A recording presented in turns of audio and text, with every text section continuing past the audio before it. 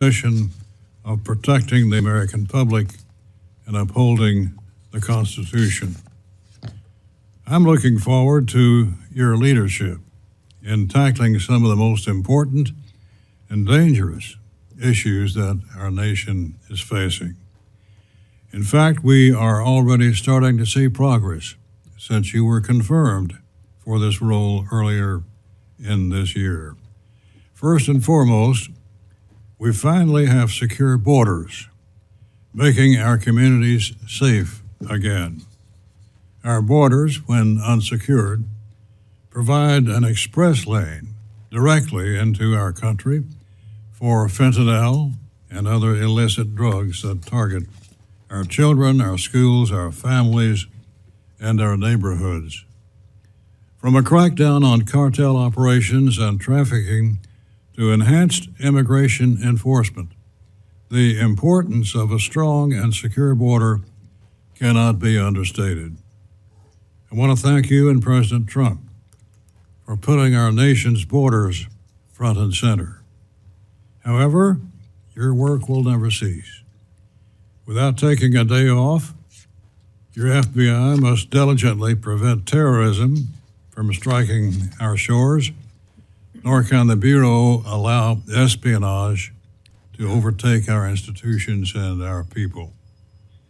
The constant advancements in technology and artificial intelligence are a double-edged sword, providing new opportunities for economic development in our communities, but also creating new risks for our hospitals, our banks, our educational institutions, and even putting our children in harm's way when it comes to cyber crimes.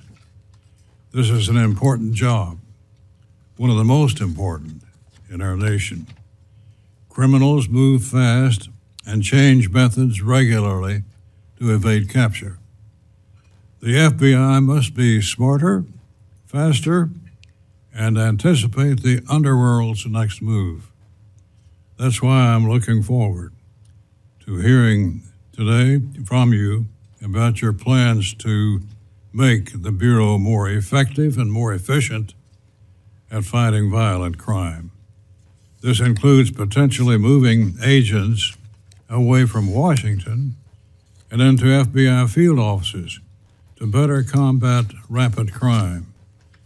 However, just last Friday, the President sent to Congress a preliminary budget that reflects a $545 million cut to the FBI.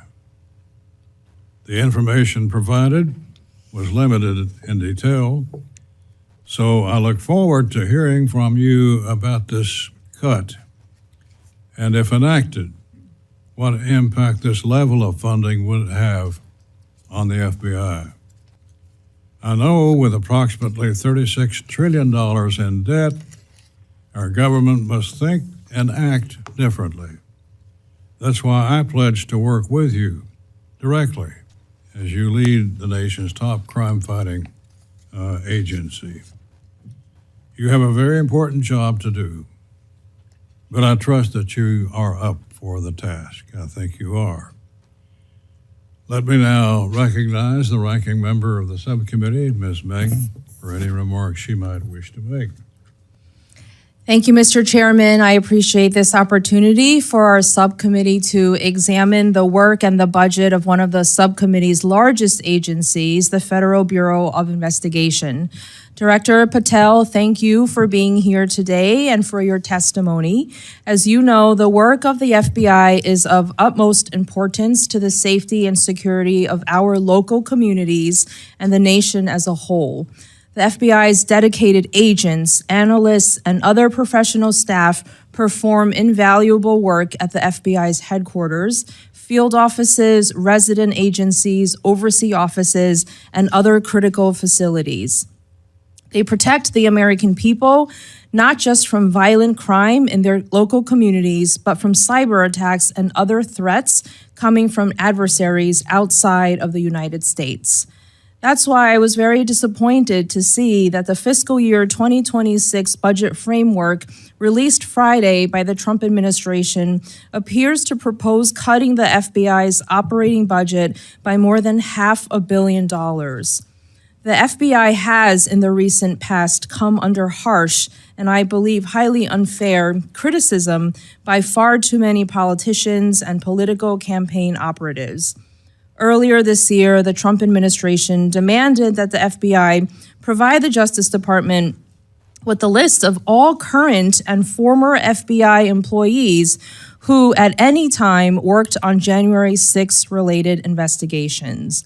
The list was demanded to, quote, determine whether any additional personnel actions are unnecessary, unquote.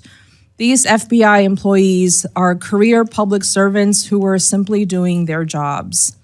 The administration has also fired or forced out dozens of experienced career federal prosecutors, as well as numerous senior career FBI leaders, including James Dennehy, the highly respected head of the FBI's New York field office. It also isn't helpful to the FBI or to federal law enforcement more generally that other recent actions of the Trump administration have shown strong disrespect for the law. For example, the administration, including Elon Musk and OMB Director Russ Vought, have made up the existence of an inherent presidential power to impound federal funds, which the Government Accountability Office, the Justice Department's Office of Legal Counsel, and the Supreme Court of the United States have all rejected. According to calculations by the Appropriations Committee minority, the Trump administration is currently freezing at least $430 billion in federal funding that Congress had promised for communities all across America. This includes 365 DOJ grants recently terminated by the Trump administration, covering activities across 34 states and 2 U.S. territories. These grants were specifically for violence prevention and intervention efforts, services for victims of crime, responses to hate crimes, individuals struggling with substance use disorders, and much more. In addition, the administration has initiated a process to restore the gun possession rights of convicted felons and domestic abusers. It has attempted to intimidate law firms through executive orders and has gutted the public integrity section of the Justice Department, which has long worked to protect the American people against corruption. And just this past Sunday, when asked in an interview whether U.S. citizens and non-citizens living in our country deserve due process rights as laid out in the Fifth Amendment of the Constitution, the president answered, quote, I don't know, I'm not a lawyer, unquote. This is unacceptable. The president and his administration must always lead by example by obeying and enforcing the U.S. Constitution and federal laws. With an annual operating budget of more than $10 billion, it's entirely appropriate that this subcommittee, which provides the FBI with its funding every year, exercises strong oversight over the Bureau, its leadership, and its work. Director Patel, I look forward to your testimony today and to your answers to our questions. Thank you, Mr. Chairman. I yield back. I recognize the chairman of the full committee, Mr. Cole, for any remarks he cares to make. Thank you very much, Mr. Chairman. And before I get into my prepared statement, I just want to tell my friend, the director, how happy I am you're in your present post. A lot of us had the great privilege of knowing you from your time in service and as staff on the House, and particularly with Devin Nunes. And I don't think the president could have made a better appointment. And I think you're off to a great start, and I look forward to working with you. I know you'll find, and know Chairman Rogers, but you'll find the members of this committee very anxious to work with you to make the American people safer and more secure. So just thank you for being there. Thank you for the sacrifice you went through. I know you didn't have the easiest of confirmation processes, but I think that was probably to be expected. But thanks for going through it, and thanks again for taking this responsibility, because I know you're going to discharge it with great distinction. Mr. Chairman, again, thank you. Ranking Member Men, well, one of those days. Thank you very much, and it's good to be with both of you here today. I'd like to welcome you, Mr. FBI Director. It's good to see you again, and thank you for appearing before us today. I want to remind everyone that when the Dean of the House and the chair of this subcommittee entered Congress back in 1981, discretionary spending stood at 45% of the federal budget, and mandatory spending was 55%. Fast forward today, we now have discretionary spending reduced to 28%, and mandatory spending having swelled to 72%. And as a percentage of the GDP, when the Dean got here, we were appropriating 9.8% of the GDP. We appropriate 6.4% of the GDP today. I simply point that out to say if we have a spending problem, it's not the Appropriations Committee where the problem is. We've actually reduced the amount of the resources of the American people we've taken to discharge our responsibilities, and the Dean's been a big part of that. Wouldn't have happened without him. The President has delivered, obviously, a starting point for this process of appropriations with his recent FY26 blueprint. Congress will now analyze the submission and use hearings to evaluate priorities moving forward, as we're doing here today.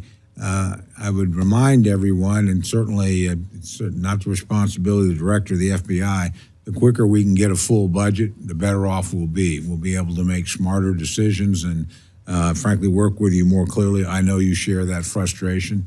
And I always say it's nobody's fault. Every new administration, it takes time to get people approved, take time to get people.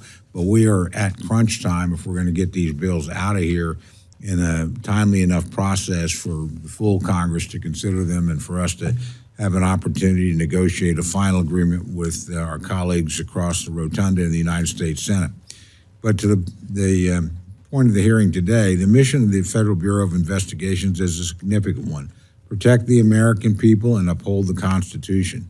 Your work to secure our communities, along with preserving the integrity and trust of our top law enforcement agencies, is impactful each and every day. Importantly, the FBI has been instrumental in Operation Not Forgotten that focuses on investigations, services, and intelligence for Indian country. According to the Department of Justice, at the beginning of fiscal year 2025, the FBI's Indian Country program had approximately 4,300 open investigations, including 900 death investigations, 1,000 child abuse investigations, and more than 500 domestic violence and adult sexual abuse investigations. Director Patel, I want to thank you and the FBI for reinstating and bolstering this critically important initiative, not only for Oklahoma, but also for the entire country. As you may know, more than 4 in 5 Native American and Alaskan Native women have experienced violence in their lifetime. The murder rate is 10 times higher than the national average for women living on reservations. Initiatives like these are what make the FBI stand apart. Very important when looking at these to understand the great majority of the perpetrators are not Native Americans. They're non-Native Americans, and they're on reservations and in Indian country for a very simple reason. I always like to say, hunters know where to hunt, fishermen know where to fish, predators know where to prey. They go to places that are quite often remote, where enforcement is difficult, and where jurisdiction is sometimes complex and tangled.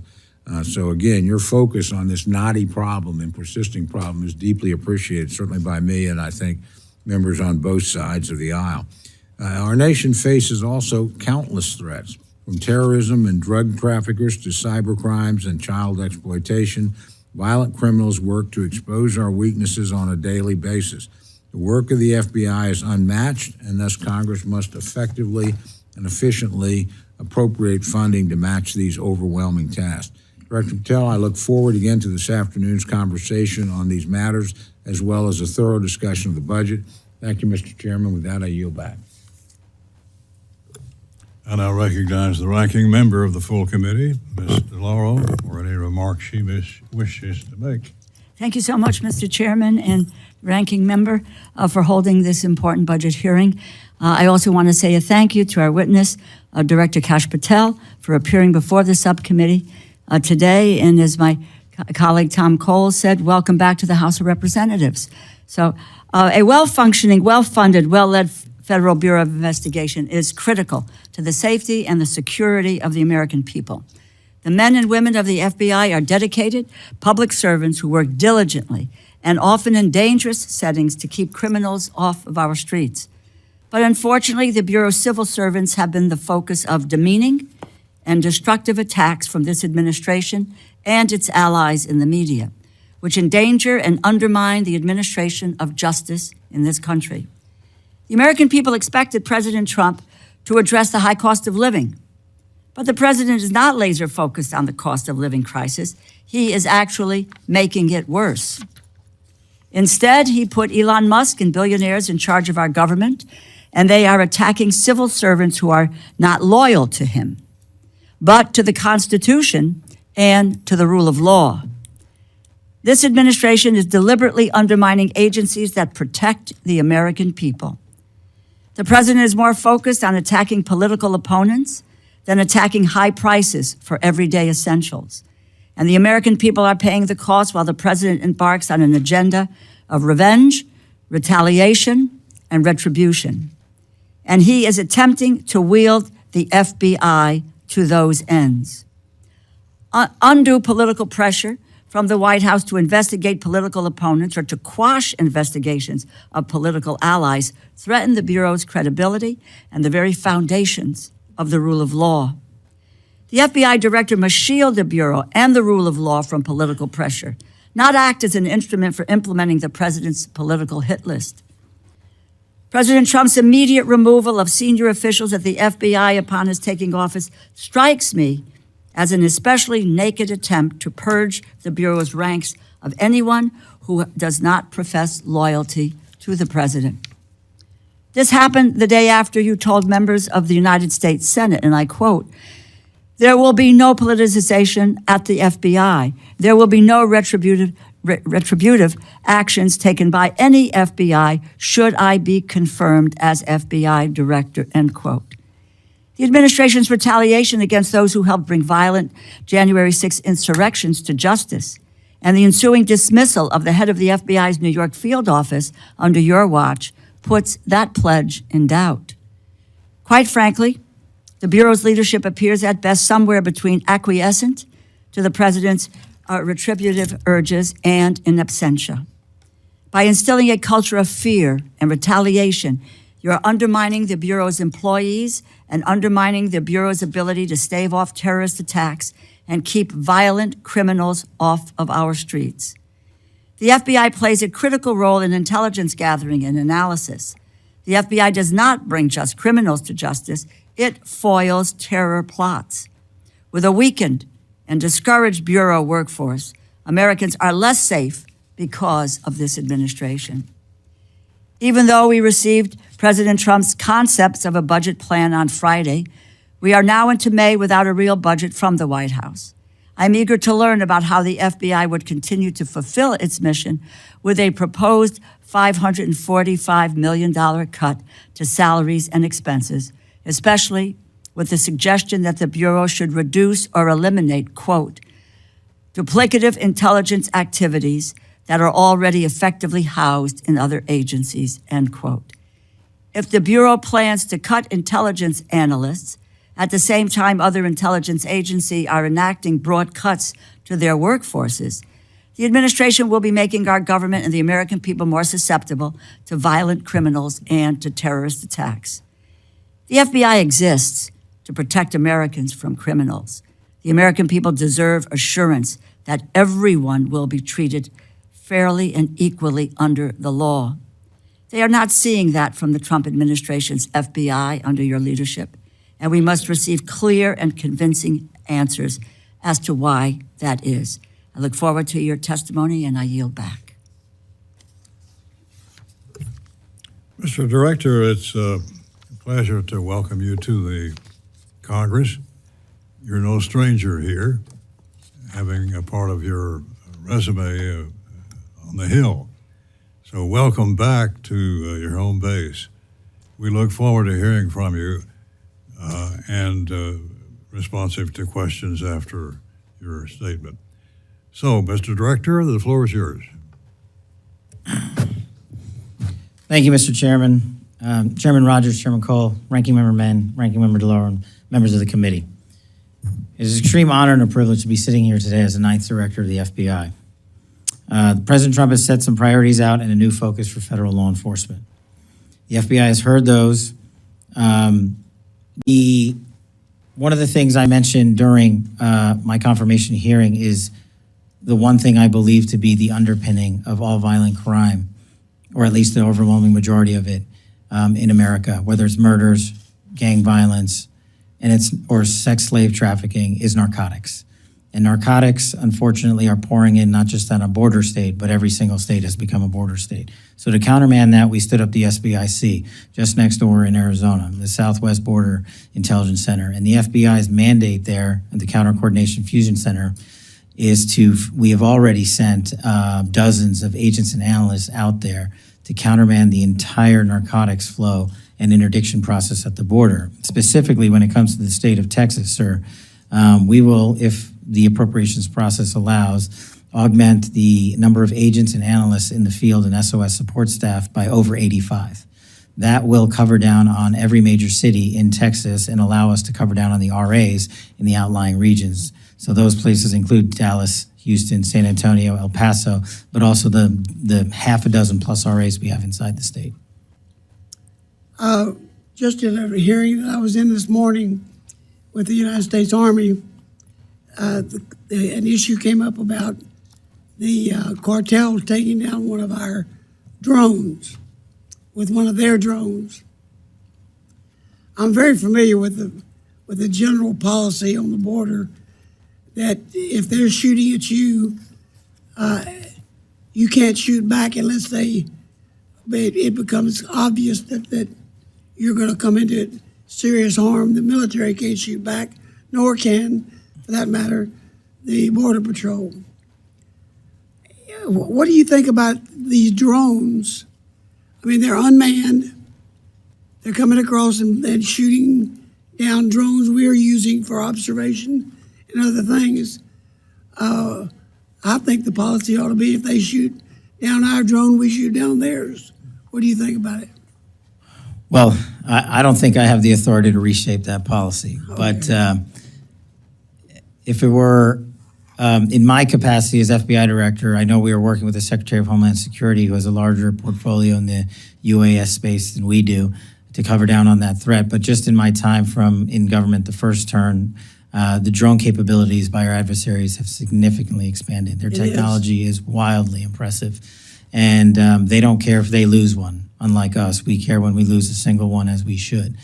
In order to countermand that, you are going to have to, in my opinion, alter the domestic intelligence collection priorities on the NIPIF to prioritize who we collect against and what. And the what is the drone technology that we are not sufficiently covering down on right now. Thank you. That's a great answer. Critical infrastructure, especially in the Texas energy section, is increasingly under attack. However, how is the FBI coordinating with private industry and local law enforcement to detect and neutralize cyber threats before they impact the grid or supply chain? That's one of the pillars of what we are trying to do at the Bureau.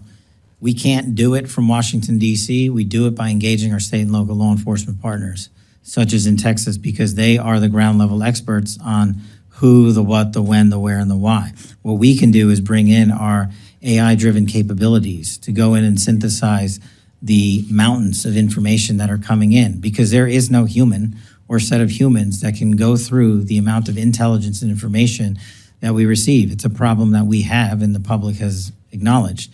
The challenge and the rub is, where do we allow computers to come in and humans to stop? And we're working through that at the Bureau right now to say we should be able to use certain elements of AI to triage that capability, discard the unuseful information, and highlight to leadership what the useful information is, to Congress and also to our agents and AUSAs in the field, so they can bring the appropriate cases. But we can only do that if we embed ourselves with state and local law enforcement, and that's been a big priority of mine. Thank you. That's good. I appreciate the answer. Mr. Lauro. Thank you very much, Mr. Chairman. Director Patel, you have previously stated that your number one priority for the FBI is to end violent crime in the United States.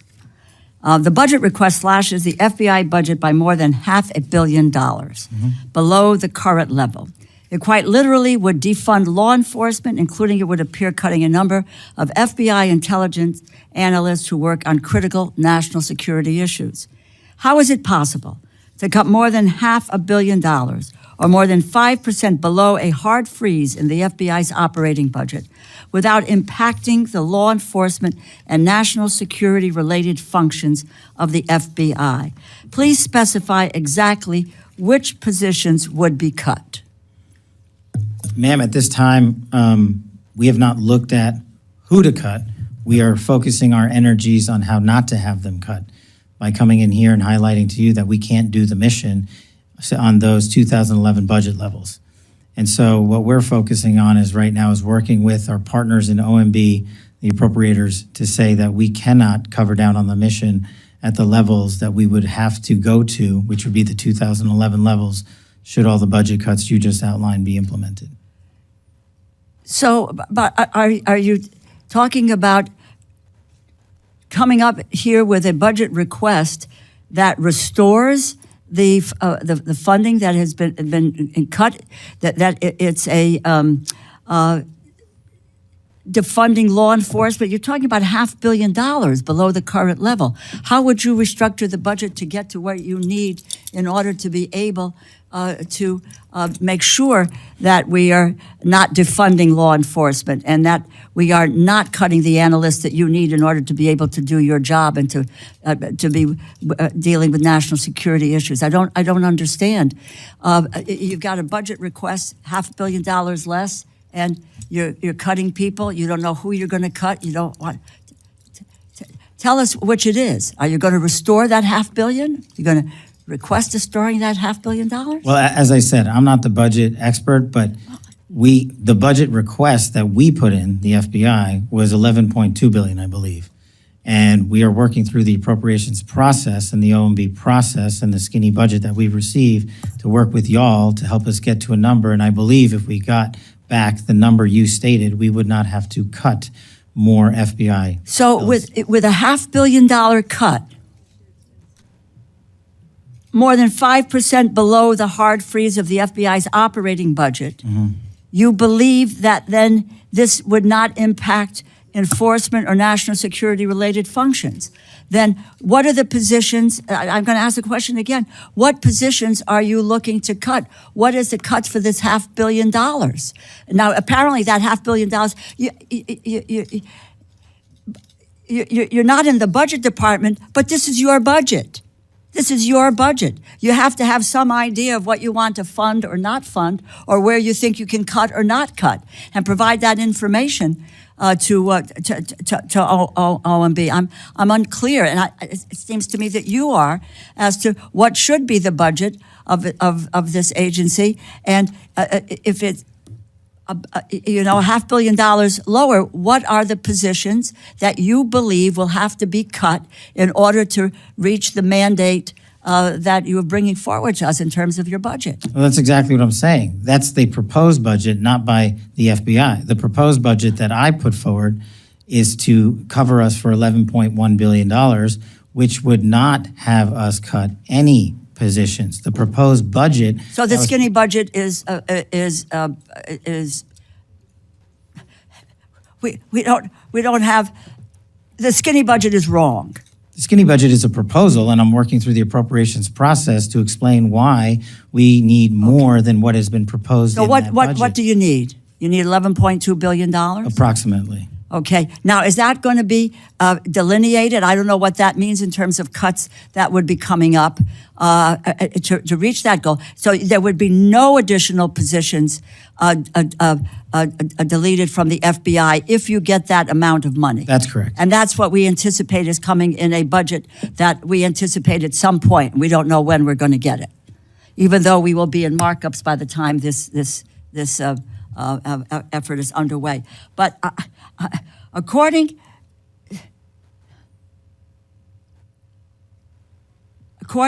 to what we have received from the FBI, there are 904 positions that are currently slated for transfer from Washington, D.C. to field offices that are currently vacant. Is that correct? Yes, ma'am. Okay. This is, what, is there any explanation of why these positions are moving to field offices? One of the things we can't seem to get answers to, and this is Money that I need and that the Bureau needs, and I won't ask you for a dime more. In order to achieve the mission of the FBI, if we continue on the current trajectory outlined, we will have to not only eliminate 1,100 vacancies currently at the FBI, I will have to fire 1,300 more.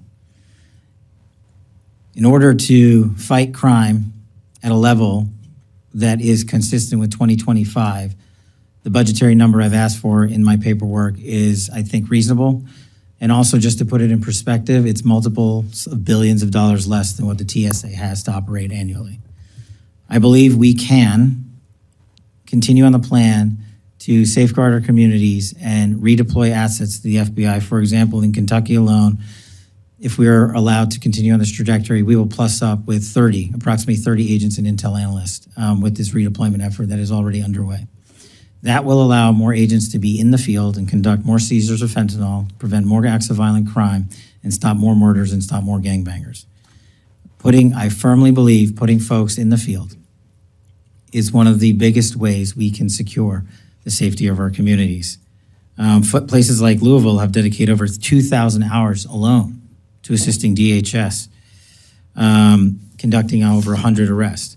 And so it's operations like that I can go on that we can do if we have the manpower to do it, and I believe we'll get there.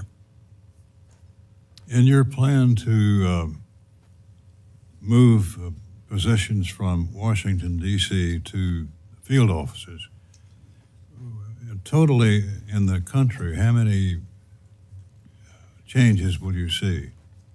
Locations? Every single state gets a plus up, Mr. Chairman. We have 55 field offices, a little over 300 resident agencies covering down in some large swaths of geography, like the Dakotas and Montana and Idaho region, which don't themselves have what we call a special agent in charge. But covering down on this plus up allows us not to just send agents and intel analysts to our field offices, but our resident agencies as well, which cover down on this geography to include tribal lands. I just met with the leaders of every tribal community in the country here in Washington, D.C. 2 days ago, and I told them the crimes that are happening to individuals like Emily Pike, a 14-year-old who was dismembered on a reservation in Arizona, and her mother asked me to find her arms because they only found a piece of her body. A crime like that occurs everywhere in this country, tragically, and they will not receive any less attention from this FBI because it occurred on tribal lands. But allowing a plus-up will also allow us to engage the tribal communities and the leaders that I asked for their help in letting us on and work with them because they face the same violent crime everyday Americans do. How will you judge the impact that this effort will make? I think we've already seen it, Mr. Chairman, in just the sheer amount of fentanyl alone, when you look at this time last year versus this time this year. When you look at the number of arrests of violent criminals this time last year versus this year. And that's just with a short-term surge to the field that we've done in these last couple of months. The long-term push to the field will take much longer. Well, thank you for willing to serve. And we wish you well and will be supportive of your efforts. We want to see the FBI back to its former glory. And we think you're the man that can make that happen. So our best wishes to you. Thank you, sir. Ms. Ming?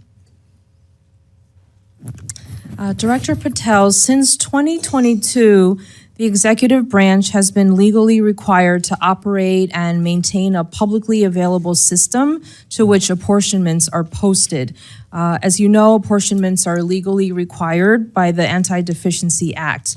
They are formal federal budgetary accounting documents that are legally binding on federal agency, and OMB uses them to tell agencies how and when they can spend legally appropriated funds. Beginning in March, this OMB stopped making these documents publicly accessible. You stated in your confirmation hearing before the Senate Judiciary Committee that you want to work to get public trust in the FBI back. It would seem to me that transparency and public reporting about where and how the Bureau is spending money would help in earning back public trust. As the leader of our nation's principal federal law enforcement agency, will you commit to making the FBI's account-specific apportionments publicly available? Absolutely, so long as I have the appropriate request.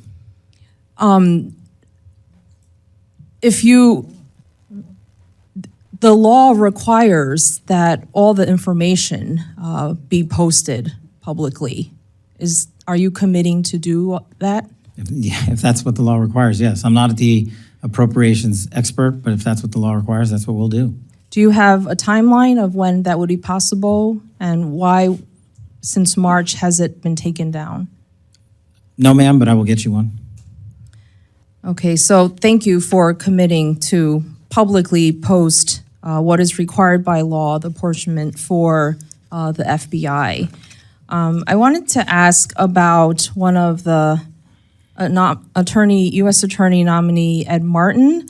As you know, the FBI conducts background checks on nominees for senior positions in the federal government. Ed Martin has been nominated by the president to serve as U.S. Attorney for the District of Columbia, one of the top prosecutor positions in the country, and he currently holds that position in an interim role. If it has come to light that Mr. Martin has praised a Nazi sympathizer named Timothy Hale Cuccinelli, who was also pardoned by President Trump after being convicted as a January 6th rioter. Mr. Martin called Hale Cuccinelli, quote, an extraordinary man, an extraordinary leader. He's also falsely claimed that he did not previously know that he was a Nazi sympathizer. Do you think that this is the kind of thing that the FBI should be careful to investigate as part of its background checks on nominees such as Mr. Martin? Thank you, ma'am. I'm not familiar with Mr. Martin's specific BI investigation, but I can tell you how the BIs are done for everybody at the FBI.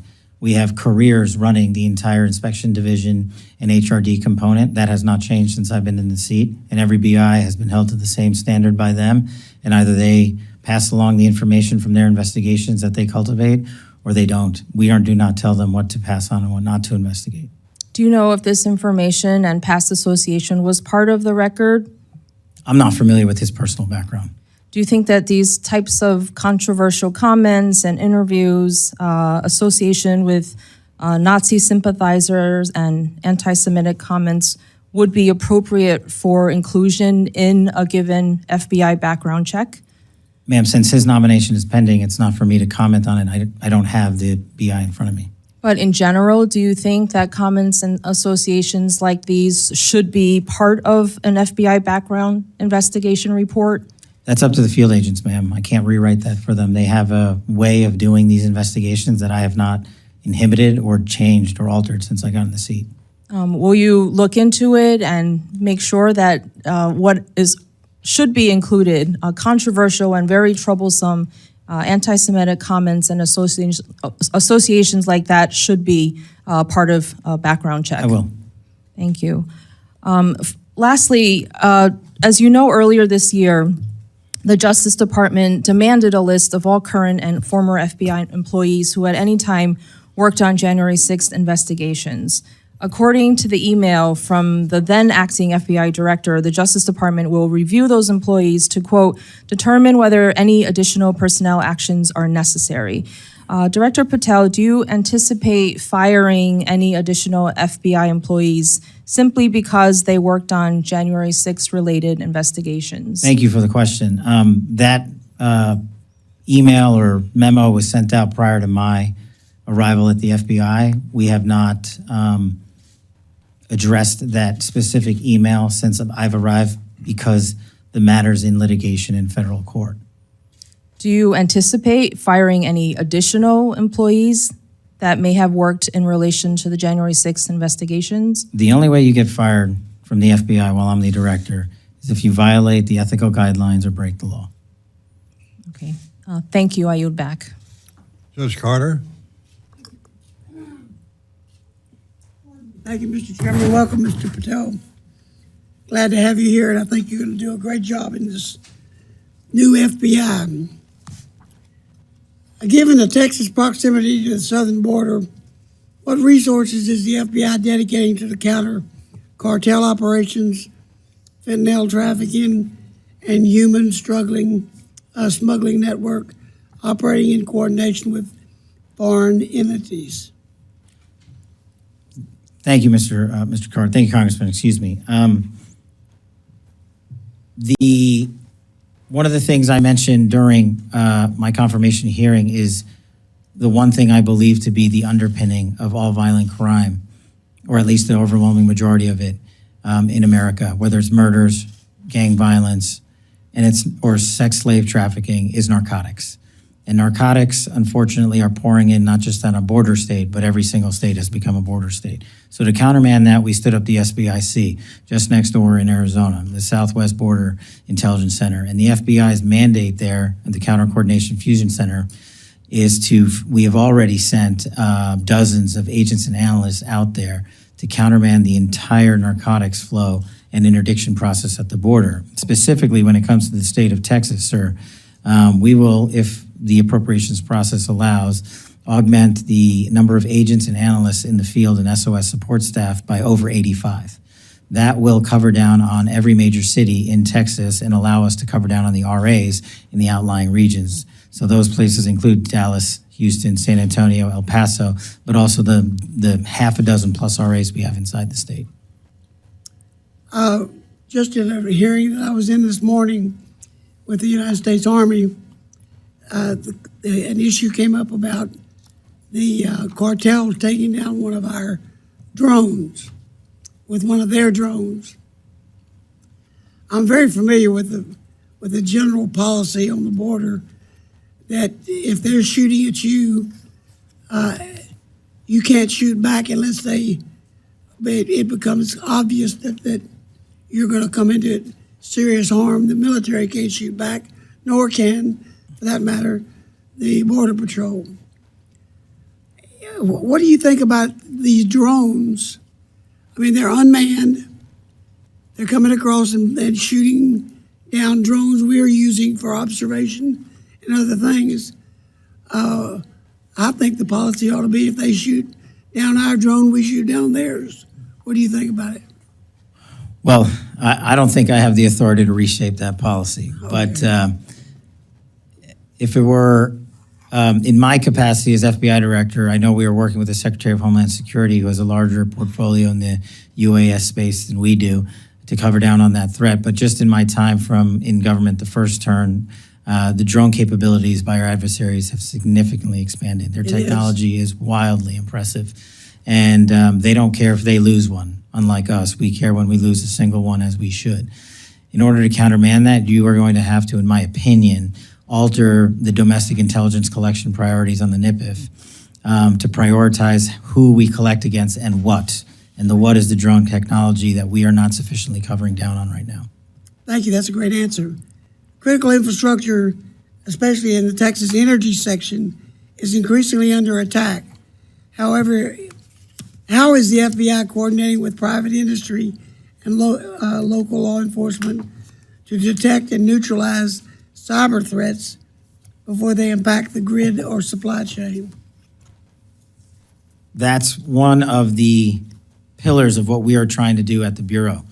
We can't do it from Washington, D.C. We do it by engaging our state and local law enforcement partners, such as in Texas, because they are the ground level experts on who, the what, the when, the where, and the why. What we can do is bring in our AI-driven capabilities to go in and synthesize the mountains of information that are coming in, because there is no human or set of humans that can go through the amount of intelligence and information that we receive. It's a problem that we have and the public has acknowledged. The challenge and the rub is, where do we allow computers to come in and humans to stop?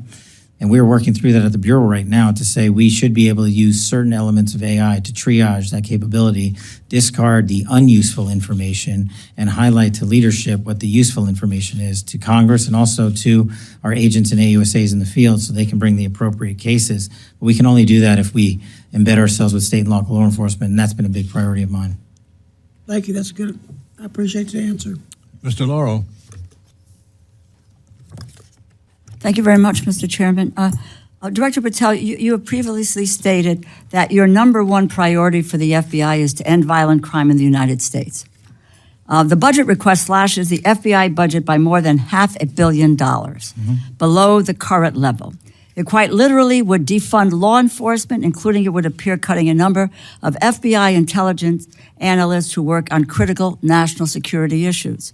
How is it possible to cut more than $500 million, or more than 5% below a hard freeze in the FBI's operating budget, without impacting the law enforcement and national security related functions of the FBI? Please specify exactly which positions would be cut. Ma'am, at this time, we have not looked at who to cut. We are focusing our energies on how not to have them cut by coming in here and highlighting to you that we can't do the mission on those 2011 budget levels. And so what we're focusing on is right now is working with our partners in OMB, the appropriators, to say that we cannot cover down on the mission at the levels that we would have to go to, which would be the 2011 levels, should all the budget cuts you just outlined be implemented. So, but are you talking about coming up here with a budget request that restores the funding that has been cut? That it's a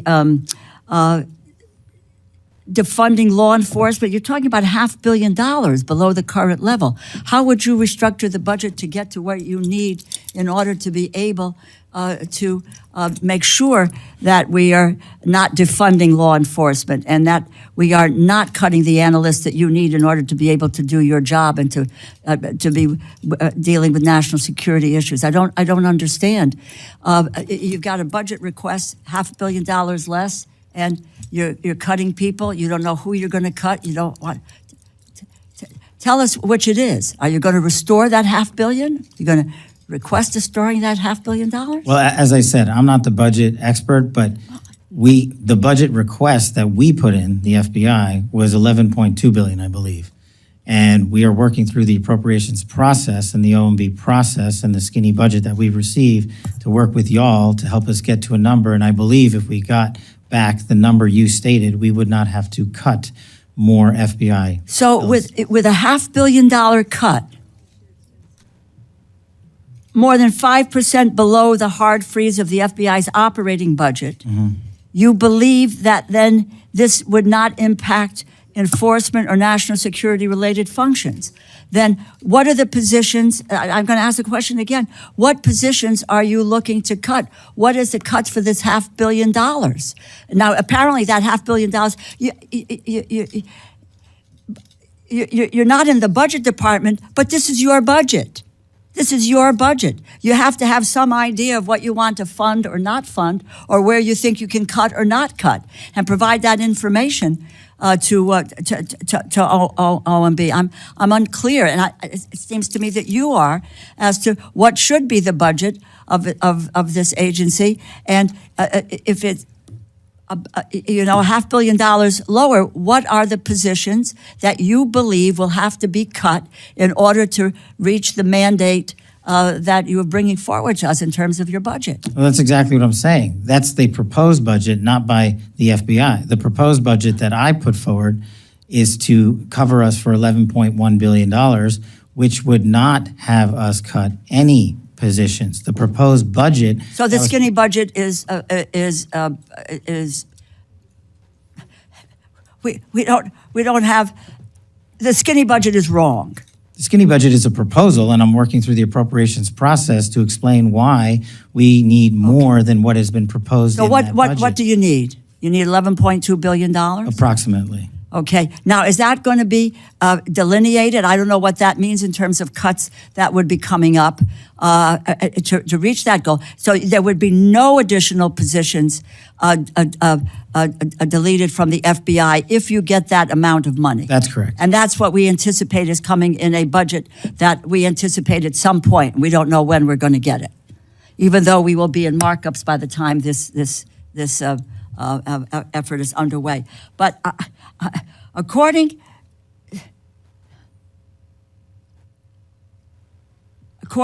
to what we have received from the FBI, there are 904 positions that are currently slated for transfer from Washington, D.C. to field offices that are currently vacant.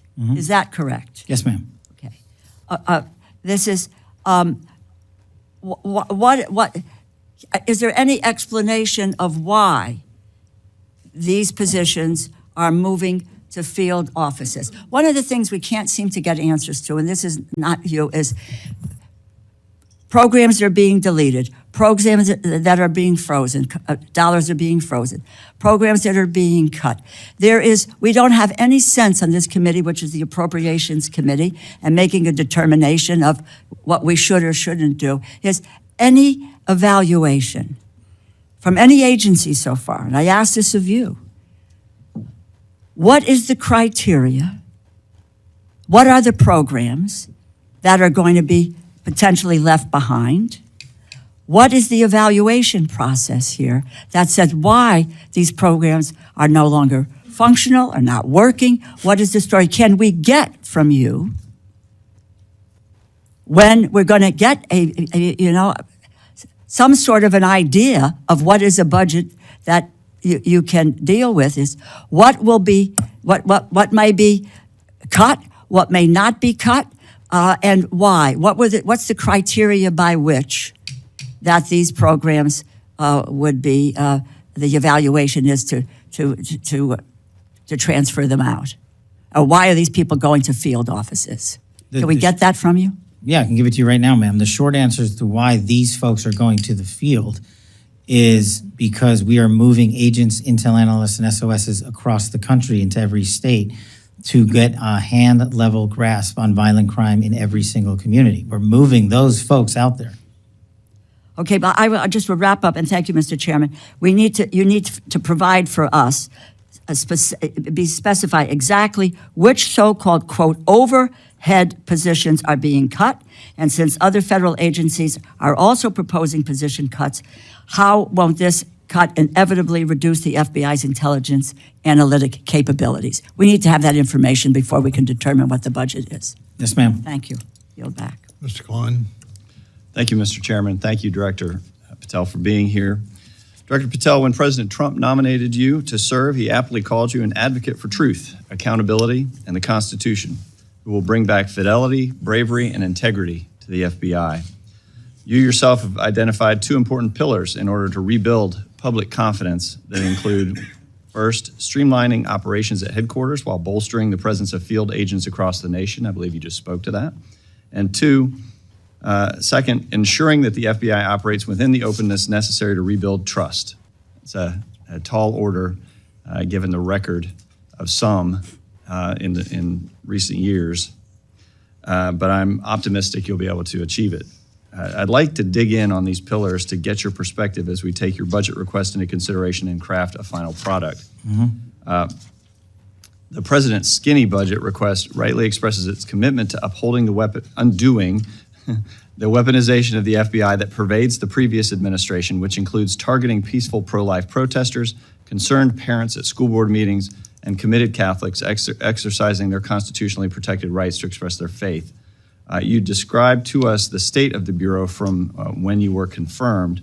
Today, you highlighted with our Attorney General more than 200 federal arrests for crimes targeting children. You also spoke to the reorganization necessary to meet the mission of the FBI. The President, in his skinny budget, also described reductions in, quote, pet projects from past administrations and duplicative agencies. In addition to speaking to moving employees out of D.C., can you expound upon this and how you plan to reorient the Bureau under this request? Absolutely. So part of the process is not just putting people out sporadically, throwing darts on the map. What we've done is we've taken a process with the careers at the FBI and said, where are some of the most violent crime places in America? And we've apportioned the plus-ups across every single state in this country based on percentages of where violent crime has been in an uptick on homicides, on gang violence, on drug overdoses across the country. And so, for instance, in the state of Virginia, we're going to give a plus-up approximately 20 folks from the FBI should we have our full budgetary requirements. And then the next step is, what do you do with them in the field? And what we do with them is what we've already done, Congressman Klein, in the Commonwealth of Virginia, is we stood up the first in the country interdiction task force where we brought in interagency partners from around the state of Virginia and the sheriff's offices and the FBI and our DHS partners and embedded them in an FBI building 50 miles that way and said, go to work, because this is a hotbed of criminal activity. And in 1 month, the Virginia Homeland Security Task Force, as it was dubbed, arrested over 500 violent felons. 500 violent felons. And that wasn't by doing any new process or creating a new way to get after crime. It was done by letting good cops be good cops. And we want to take that plus up and that model to every state in the country, not because I said it works, but because it actually worked. And we've been asked by other governors and other senators and other representatives to bring that to their states, and that's exactly what we want to do, and we're planning to do that here. And commend you for the accomplishments in the Commonwealth. Prior to the swearing in of the current administration, a report was released detailing how federal law enforcement used its virtually unchecked access to private financial data to deputize the financial sector as a de facto investigative arm. In particular, under your predecessor, the FBI manipulated the suspicious activity report filing process by encouraging financial institutions to file SARs based on names and other criteria shared by the FBI. This process appears to bypass the requirements of the Bank Secrecy Act and allowed the FBI and possibly thousands of other law enforcement officials to obtain warrantless access to Americans' sensitive financial data through a process known as FinCEN query. Additionally, it appears that though 27,000 federal officials are able to download BSA data onto their own internal agency systems outside the purview of FinCEN regulators through the agency integrated access program. You've been working well with the Judiciary Committee, where I also sit, to provide some transparency into the past actions of the Bureau before your tenure. Could you describe some of the work you've done on this to still achieve the major successes you've had on arresting violent criminals while preserving civil liberties of Americans? It's a balance that the FBI must strike every single day. To achieve the law enforcement capabilities, we've already talked about that, but to achieve the capabilities of restoring public trust and working with our overseers in Congress, we must actually work with our overseers in Congress. And every appropriate request for information we've delivered upon. And then it is up to the men and women in Congress to say, we need you to look at X, Y, or Z. We don't think this is working. Can you change this regulation or policy?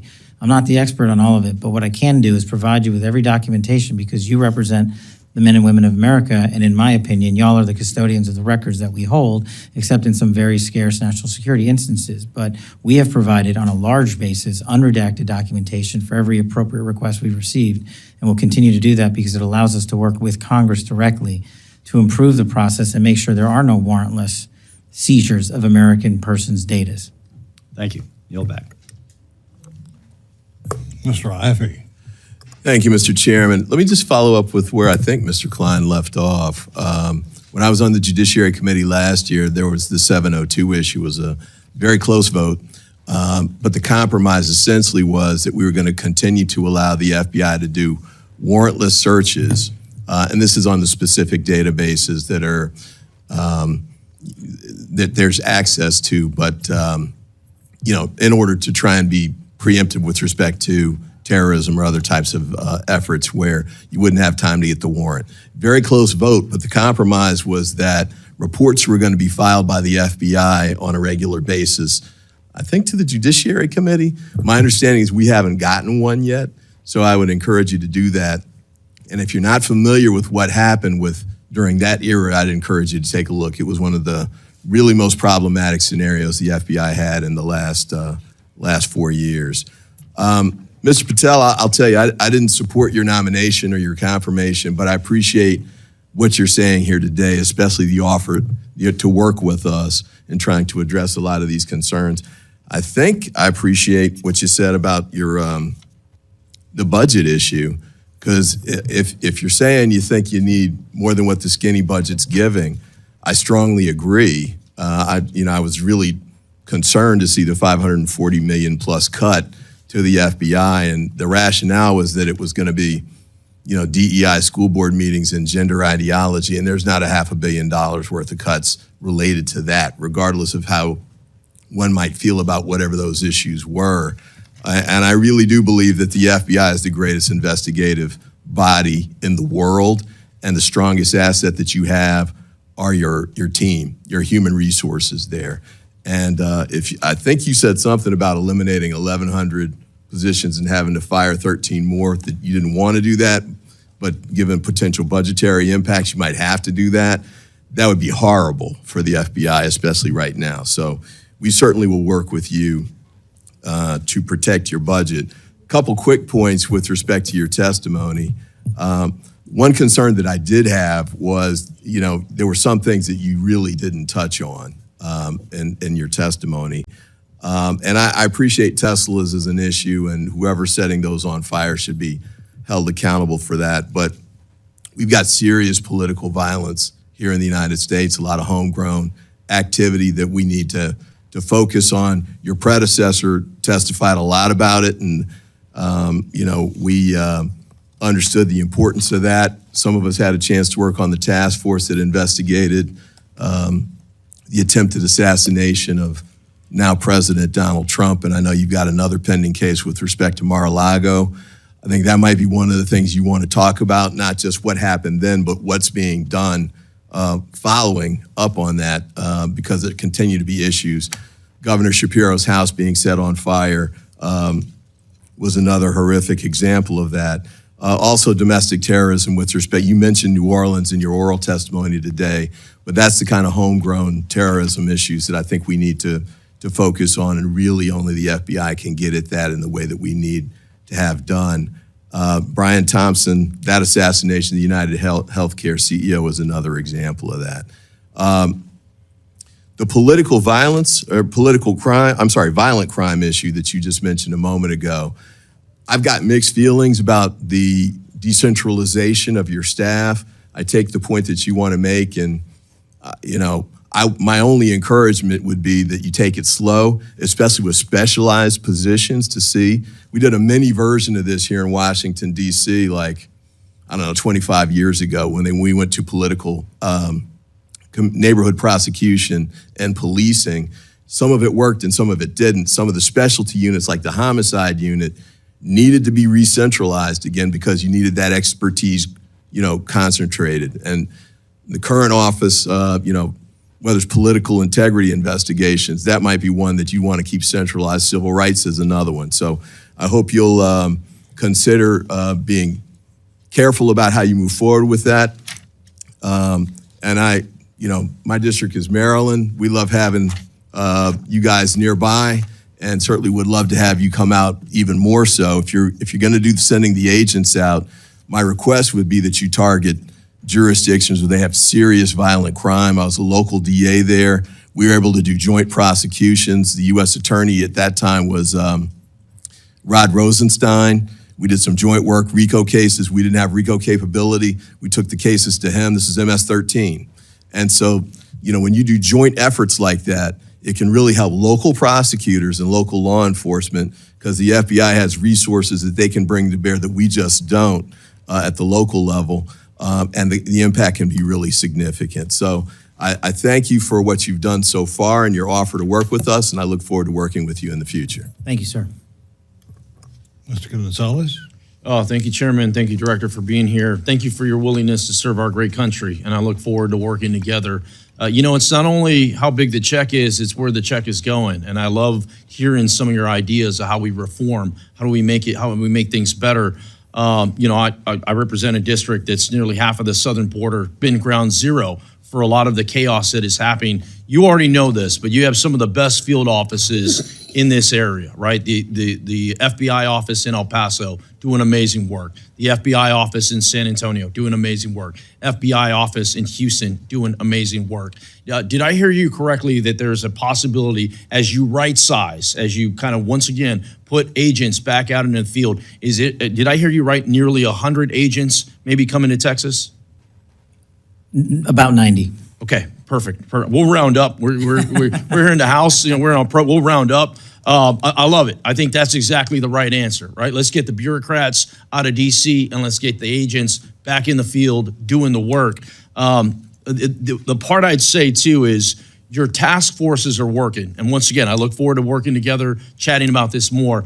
task forces work, right? And I want to start with the CT task force, counterterrorism task force. I think that's very important. The terrorist threat is as real as ever, and getting ahead of that, I think, is a big part of that. Once again, the FBI is the leader in this. You know, they're the ones that you're the agency that has all the expertise and the ability to do that, but you need the force multipliers. Mm-hmm. You need the local and the state agencies to come alongside, all hands on deck to tackle this. The other thing I want to highlight for you, and then I'd like to get your response, is these anti-gang task forces, another task force that I think have just done amazing work, specifically going after some of these criminal illegal aliens, right? These TDAs, these MS-13s, these gangs that are in our country, to the tune of over, yesterday, the Secretary of Homeland Security, Kristi Noem, you know, she told me there's over 600,000 known convicted criminal aliens in our country. Can you talk a little bit about the importance of the anti-gang task force? Thank you, Congressman. And you're right. The best cases I ever made as a terrorism prosecutor was on the task force, because we had embedded state and local authorities with federal authorities, state and federal prosecutors working every day together, bringing cases where you could bring cases, because sometimes you couldn't bring them in state court and sometimes you can't bring them in federal court. And so the gang task force is, right up there with the JTTF model. It serves the same purpose by allowing, my best example is the Virginia Homeland Security Task Force. We simply allowed access, placement, and location. And then we got out of the way, we being leadership. We are not running the cases in the field. Agents are. Intel analysts are synthesizing the intelligence, not me. Putting them in simply the same room and giving them some resources. We don't need to recreate or be super innovative. And that's the beauty of the gang task force. The folks in there are experienced career operators at every level that they operate in. They know what they're doing. What they're not currently allowed to do is get together enough. And that's simply what we're trying to do with part of this plus up. And again, and you're right, Congressman Ivey, we're not doing it overnight. It's a process that's going to take about a year if we get it right across the board, because it takes time to transfer expertise, but at the same time, we're not going to gap expertise in headquarters. And just to be clear, we're not taking out the headquarters footprint. We're leaving a large footprint here still. We are just adjusting to the violent crime, and gangs are one of them.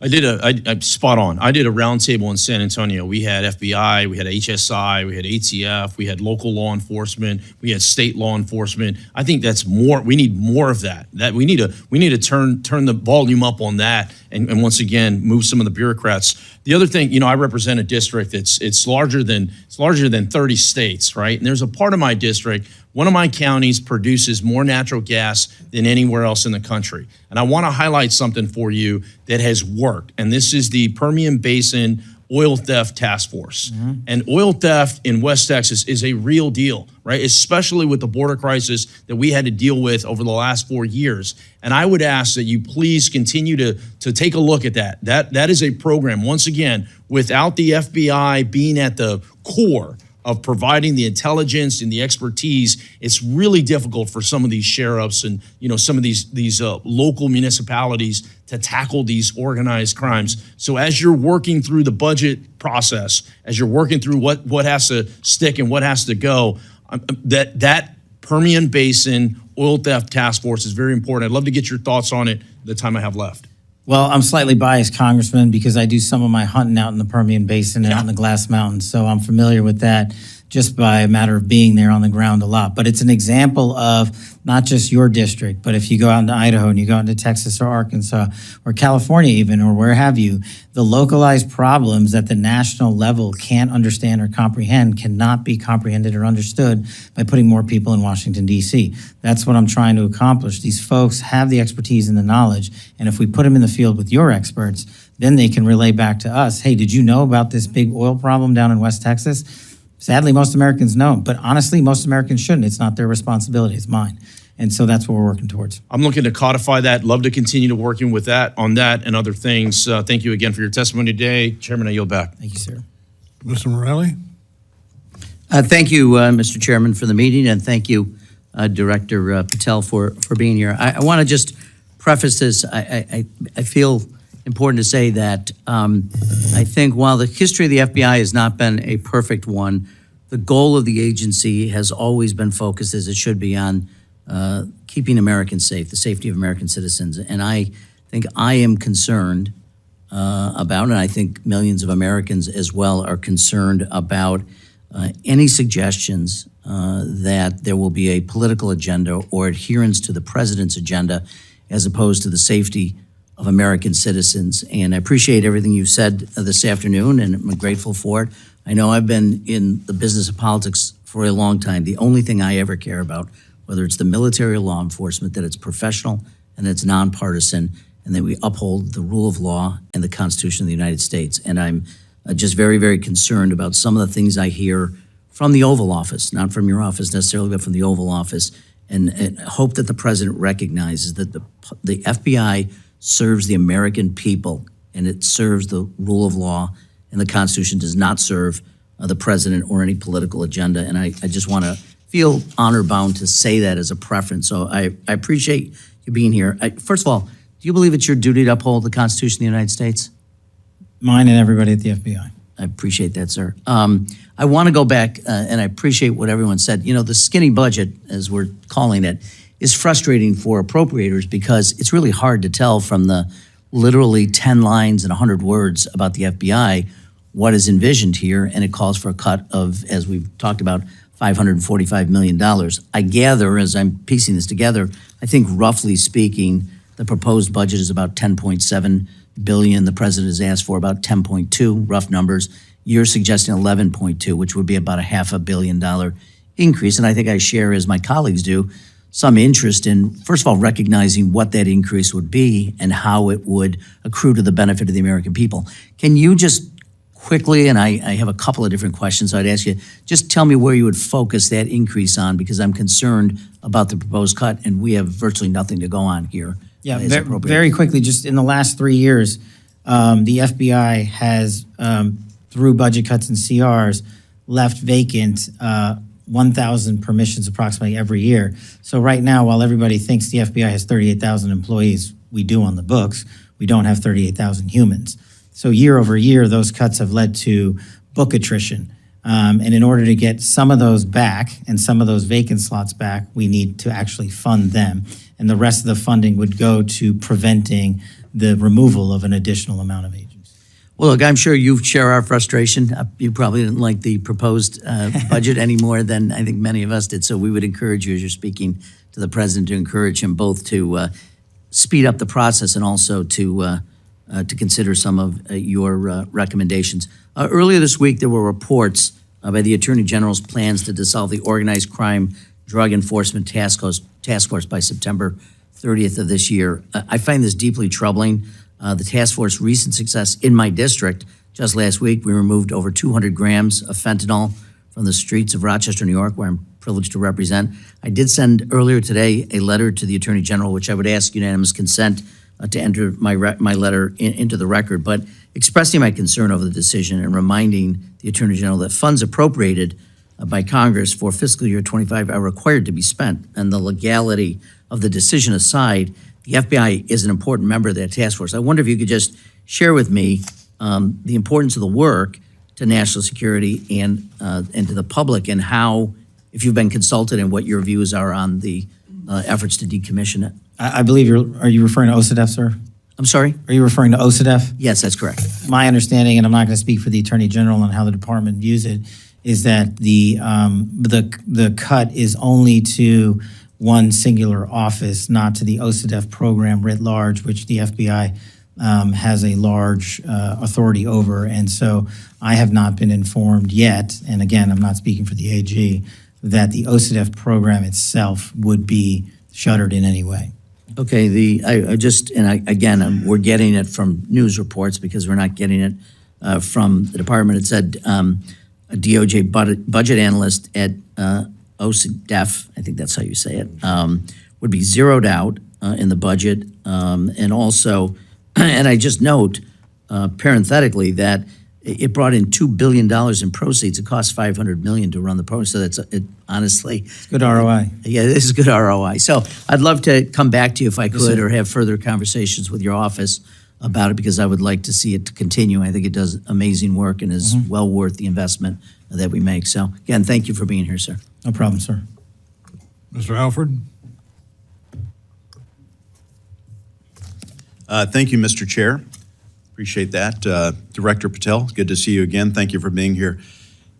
How many employees currently work for the FBI? It's approximately 35,000-ish. About 13,000 special agents, When we're full up, we're not quite. 3,000 intelligence analysts, Yes, sir. 19,000 professional support staff. Yes, sir. Is that about right? You say that you have eliminated 11,000 employees. Is that correct? No? No, sir. I think, How many people have been let go from the FBI? I don't believe I fired anybody. No one has been, but you could be firing up to how many? Well, I could if I would be forced to remove an additional 1,300 employees if we go along with the budget that's out right now. So that's where the $545 million in cuts would come from. Right, and just real quick, so a large portion of that also, people ask why we don't have that in our coffers currently. It's because there was a 2%, and rightly so, pay raise, so we used a lot of funding that we received in the last cycle to make sure everybody got paid what they need to get paid. Were there any deferred resignations? from the FBI? I believe a number of individuals have taken the program offered by the Justice Department. Would hiring or firing have anything to do with loyalty to the President of the United States? No, Would retribution have anything to do with any hiring or firing decisions? none whatsoever, sir. Would retaliation have anything to do with any hiring or firing positions? No, sir. The fentanyl crisis is very real. I had a friend who's lost 2 sons in the last 3 years to fentanyl poisoning. I prefer to call it poisoning because that's what's happening. China, Mexico, poisoning our young people, killing some 300 on average a day in America. We've discussed this before a couple of weeks ago. With the southern border almost 94% secure now, the attention is turning towards the northern border. Would you care to expound on that, please? I could talk about this for a long time, but I'll keep it short. Basically, if you look at last year versus this year, our enemies and adversaries, as I said in the beginning, are adapting and have gotten smarter. So a lot of the CCP processors of fentanyl precursors are no longer going to the narco traffickers down south. They're going down there into terrorist organizations and shipping it up north. They're making it in Canada, and then they're dumping it down here. Why? Because of the tyranny of distance. We've got a lockdown on most of the southern border. And just to highlight for you the known or suspected terrorist statistics in entering this country illegally, last year was about 350. The overwhelming majority of them came in from the northern border. This year, we're on par right now with about known or suspected terrorists entering the country from the northern and southern border, and it's about 45 each. So it's not just drugs that are coming in, but it's those looking to do harm on our way of life. How do we counter that? We need a literal full government approach, across the board, state level wide approach, but we also need to take our adversaries more seriously overseas and not fall to the traditional position that if we're successful in one area, they won't adapt. They always do. You mentioned earlier in your testimony and some answers to previous questions about relocating personnel to the interior of America, getting them out of Washington, D.C. How many would be going to the Kansas City regional office? Approximately 37 positions to Missouri, 33 to Kansas City, 1 each to Topeka, Wichita, Jefferson City, and 2 to Springfield. And why are they needed there? You said that you're sending these to the most violent places, I believe was a quote. So I didn't decide that. I asked the people at the Bureau who've been doing this job for 20 plus years, tell me where we need to send agents, intel analysts, and SOSs. And these are the places they told me to send them and why. Because of the proportion of violent crime per capita in those regions needs to be covered down on. And that's not to say, and I don't want to say Kansas City has an explosion in and of itself, it's violent crime, but Kansas City covers down on a large area in Missouri and its surrounding states that have an explosion in violent crime, and that's why we're sending them there. Do we have the facilities to accommodate these personnel moving out into the regions? You do. There's been a lot of conversation about a new FBI headquarters. With the 30 seconds left, I know that you have an idea of moving the headquarters to the Reagan building, is that correct? We're currently in the process of reviewing options to keep the FBI within Washington, D.C., but we will most certainly be leaving the Hoover Building because it is simply unsafe for the FBI personnel. Director, thank you for your service. I yield back. Ms. Dean? Thank you, Chairman Rogers, Ranking Member Meng, Chairman Cole, Ranking Member DeLauro. And thank you, Mr. Patel, for your testimony and for being here today. I've been looking at the President's 120-word FBI budget request, the so-called skinny, I'll call it Ozempic request, that states that, quote, the undoing of the weaponization of the FBI is one of the administration's top priorities. The weaponization of the FBI is something that deeply concerns me. It should concern all of us. And yet, since taking office, President Trump has been on a revenge tour. He has targeted individuals, universities, law firms, with executive orders to cut them out or to make them come under his will.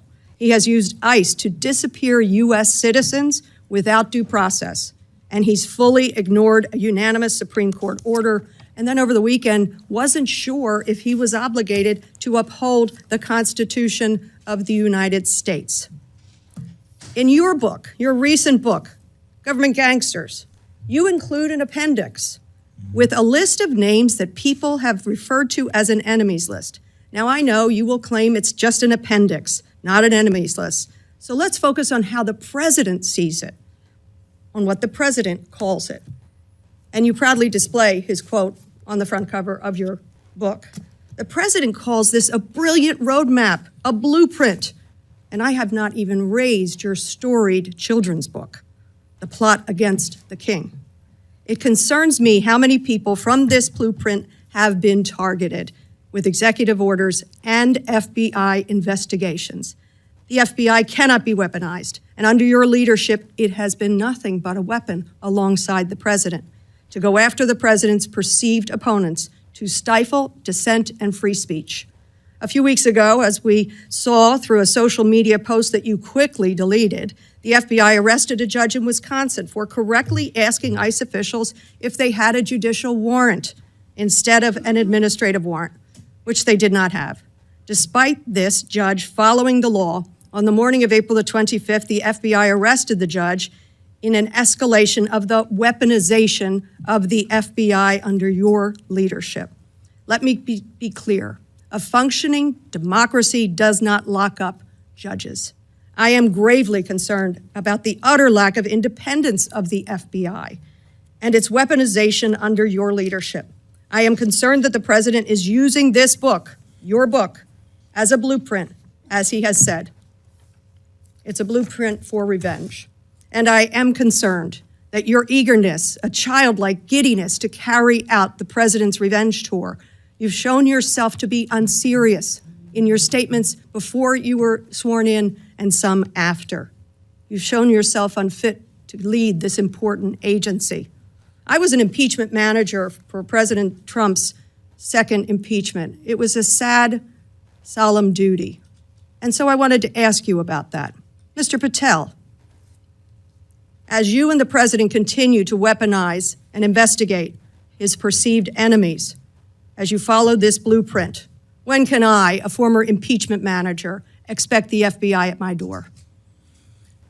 Ma'am, you want to know who was targeted by a weaponized FBI? Me. You want to know how and why? Well, you want to know what I'm doing to fix it? Let me move on. Well, you should read the topics. book because there's no enemies So- list on that book. So There are you- people that violated their constitutional obligations and their duties to the American people. That's good. You And they gave were them due rightly process. called out. I'm And you changing should topics. give that book to every one of your constituents so they can changing read topics. about it. I won't be doing that. That's their loss. During your Senate confirmation hearings, you repeatedly denied having any involvement as a private citizen in the firing of FBI officials who engaged in the prosecution against January 6 insurrectionists, the violent rioters who beat and killed Capitol police officers, and whom you referred to as political prisoners. Since then, multiple whistleblowers have come forward, and we know that you likely committed perjury. At the same hearing, you claimed you were not familiar with Stu Peters, an anti-Semitic Holocaust denier, despite the fact that you appeared on Mr. Peters' podcast 8 separate times. 8 times. And you claimed not to recall. Mr. Patel, my second question is, should we worry more about your memory or your veracity? We should worry more about your lack of candor. You're accusing me of committing perjury. Tell the American people how I broke the law and committed a felony. Have the audacity to actually put the facts forward instead of lying for political banter so you can have a 20-second donation hit. The answer is both. I believe that the answer is you're failing, not me. I reclaim my time. Go ahead.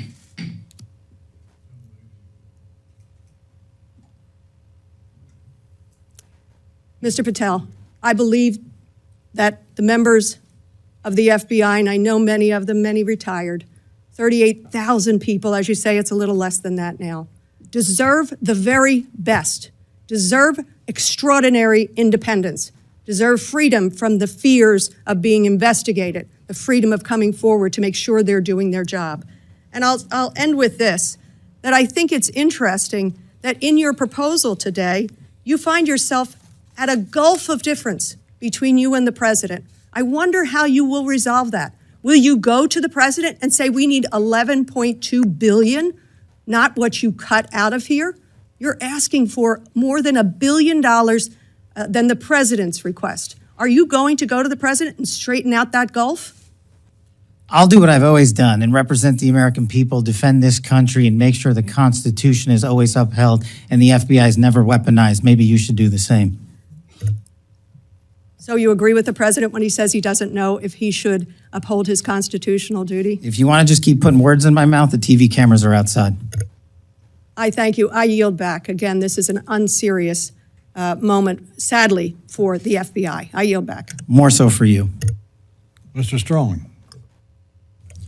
Thank you, Chairman Rogers. Director Patel, thank you for being here today. I'd like to also extend my thanks to your staff and the hardworking men and women of the FBI and for restoring America's trust in the FBI. I'd like to commend your efforts to move FBI personnel into the field rather than into the Beltway, where their work can be the most impact. Let me start by shining a light on my district, Alabama's 5th Congressional District, which includes Huntsville, Alabama, and Redstone Arsenal. The FBI's presence at Redstone Arsenal dates back over 50 years to 1971. Currently, FBI Redstone seats over 2,000 personnel and includes personnel from 20 of the FBI's 30 sections.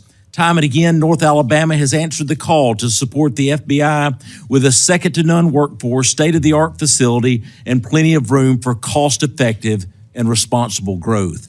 Director Patel, a few weeks ago, you visited Redstone Arsenal in my hometown. Could you share with us what you saw while you were there and the impression the visit left with you? What I saw while I was there was the best example of what I've seen when appropriators work with the Bureau to defend the nation. And I wish everybody would go down to Huntsville, Alabama. It is our premier experienced law enforcement capability center and training facility that the interagency only wishes they had. What we have down there in cyber, in long-range missile defense capabilities, nested there with NASA and the Department of Defense, and further programs, including our Terrorism Explosive Device Center, which the world relies on to stop bombs from going off, and so much more is down in Huntsville, Alabama. And the reason it's there is because appropriators were brilliant enough to provide a space outside of Washington, D.C., to take a geographic footprint and save money instead of rebuilding here in Washington, to do it for half the cost in Alabama. And that's why we're moving 500 FBI employees this year to Huntsville, because the technical expertise they possess, and we do not want to remove from the FBI, is nested in Huntsville and not Washington, D.C. And in order to train the future men and women of the FBI, the DHS, the DOD, and every other intelligence agency we have, they're already asking us, when do we get to go to Redstone? So I encourage everyone to go down there.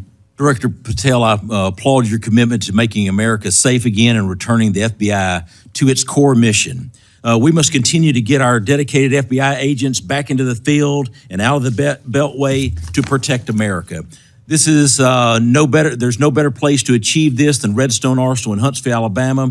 Huntsville provides the most cost-effective location, distinct partnership opportunities, a high quality of life for personnel, and a remarkable talent pool. Director Patel, could you expand on the plans for moving personnel and programs to Huntsville, as it's often called FBI HQ2? What are the timelines for executing this? And do you have the necessary resources to execute this move? Taking those in reverse order, the short answer is no. So we've got the North Campus and the South Campus down there. North Campus largely constructed and filled. The South Campus has been, the land has been leveled and the plots have been mapped out.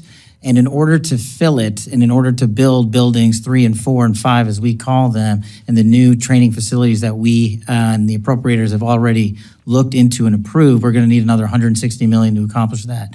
And once those buildings are built in the next 3 years, we will move another 13, maybe it's 1,400 employees down to Huntsville, because again, we are not removing them out of Washington, D.C. to remove them.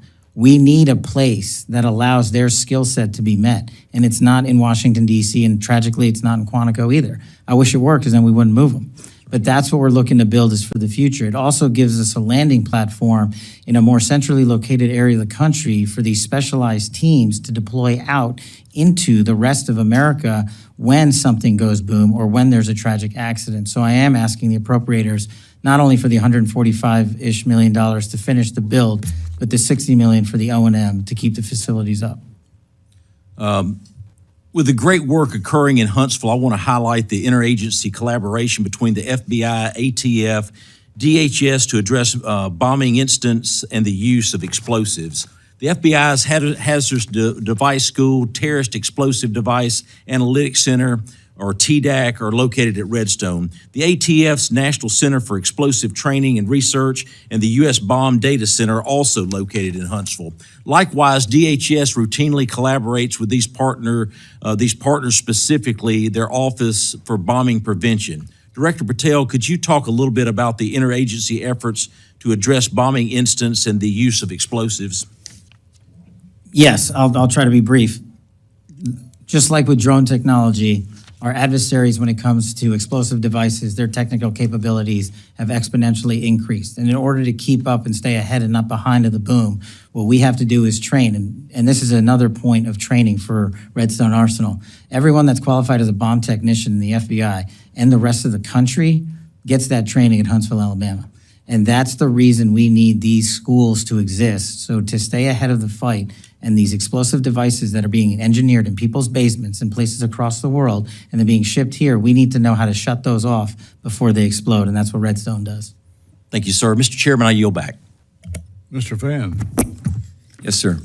Thank you, Chairman. Thank you, Director Patel.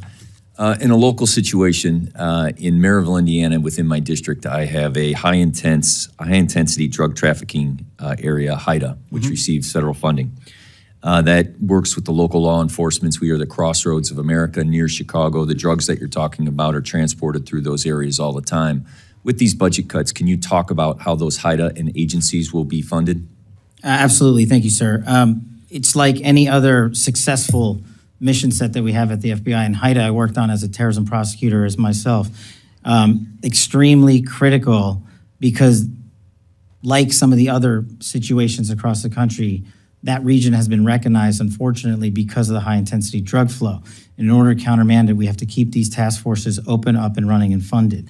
But in order to do that, we can't just flood it only with federal funds and federal personnel committed to working with our state and local partners, because that's what makes HIDA successful. My experience in HIDA wasn't in your district, but down in the Southern District of Florida, and I can't imagine it being too different in terms of how we proceed and how to make that successful. Okay. My next question is, just recently you had a visit to the National Center for Missing and Exploited Children.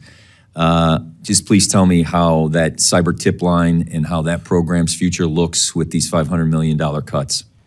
We actually partner wonderfully with NCMEC, and we've committed to allowing our FBI employees to remain there no matter what. We will find a way to fill that mission set, even if, even under the most austere of budget cuts, because what they do is exceptional. If people don't know, they need to go there and see it. It's right in Arlington, Virginia. They find missing children from 5, 10, 15, 20, 30 years ago, and they provide treatment to those that have been abused. Okay. And so you have my commitment, sir, that we'll do it.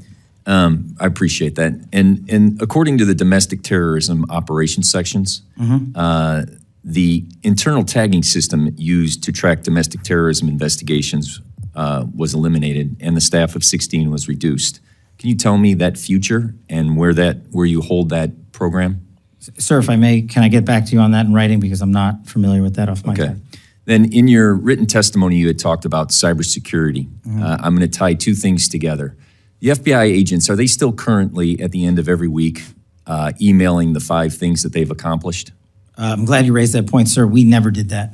Okay. I stopped The that. FBI agents were never asked to put in their goals in which they accomplished? The reason why I say that is because I had a specific conversation at a retirement party of a chief from an agent who expressed to me that after he had chased a car down 8094 who had stabbed a family member, and he left his home and was able to prevent that individual from killing someone else because it was cross state lines, that he had to go back, and then that next day was told he had to fill out his emails of what he accomplished.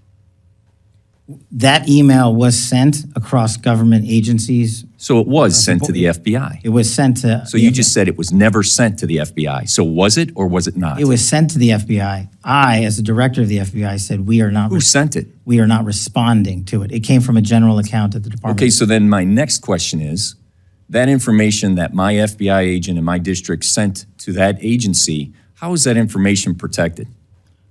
I'm sorry, are you saying the agent responded to that email? Are you saying they did not? I told the workforce not to. But you just told me that they received the email. We did. So without this, let's just assume that they did. Where did that information go and how is it protected? That information would have only been sent to their immediate supervisor, and every supervisor in the Bureau was told if they received any such information, it is not to be actioned in any way. So what happened with that information with the supervisors? I don't know. Well, I'll have to get back to you on that, if any was collected, but if it was, So you said that the FBI, that a different agency sent that email. What was that agency? It came from the Department of Justice. Okay. And those emails never went back to the Department of Justice who requested it? No, sir. Okay. And you're 100% confident of that? Yes, sir. Okay. The information that the supervisors had from those agents, where did that go? That should not have been transmitted anywhere. We got on top of it fast enough where I believe, and Because you thought it was wrong? I thought Why did you prevent it? Because the operational mandate that we have at the Bureau, in my opinion, prohibited the public disclosure of that information across our media. So to be perfectly clear, the Department of Justice got it wrong. I'm not speaking for the Department of Justice. As You I are said, saying that that directive was in complete conflict of what your procedures and processes are. my procedures and processes are under the Department of Justice. I'm saying as a subordinate of the Department of Justice, that's where the email came from. I don't know where it came from on top of them. But your directive was to make sure that the Department of Justice did not get the FBI information. That no one got it. Except the supervisors. Why would they request it if they would never get it? Well, the supervisors were told to stand down. What I'm trying to say is when that email came in, we acted as fast as we could, I think the same day, to say we are not in a position to do that. Everybody hit pause till we figure out what to do. And the end result was we at the FBI are not complying with that request to publicly do so. And we told agents that if you feel the need to express that information to your supervisors, only do so on the classified system. Okay. The information that I received, that personal conversation that I had, that agent didn't seem like he felt the need. He felt it was a directive. I thank you for your forthcoming. I look forward to working with you. The purpose of me bringing up this questioning was to make sure that that information is secure. Yes, sir. I'll double check.